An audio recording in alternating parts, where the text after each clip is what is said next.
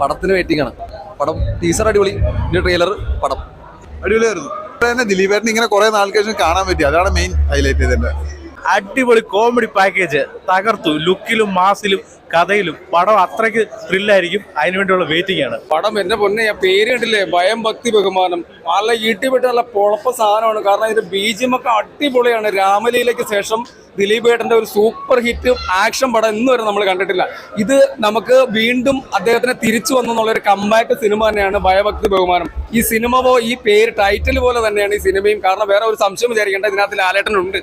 അതാണ് നമ്മുടെ രോമൊക്കെ എഴുന്നേറ്റ് നിൽക്കുകയാണ്. കാരണം ഇത് സിനിമ ഇനി റിലീസ് എന്നാണ് വരുന്നതെന്ന് കാത്തിരുന്നാൽ മാത്രം മതി. അത്ര നല്ല ഞെരുപ്പ്, നല്ല പൊളപ്പം, കിടിലം സാധനം ചെയ്തു വെച്ചിട്ടുണ്ട്. വന്ന് കാണുക. എന്തായാലും കാണാനുള്ള എല്ലാ സാധനങ്ങളും സെറ്റ് ചെയ്തിട്ടുണ്ട്. പടം സൂപ്പർ ഹിറ്റാണ്, ഒരു സംശയം വിചാരിക്കേണ്ട. ടീസർ അതാണ് പറയുന്നത്. അത്ര നല്ല ഗംഭീരമായിട്ട് ചെയ്തിട്ടുണ്ട്, ഒരു രക്ഷയില്ല. സീൻ സാധനം കൊള്ളാം, നല്ല ഇമ്പാക്റ്റ് ഉണ്ട്.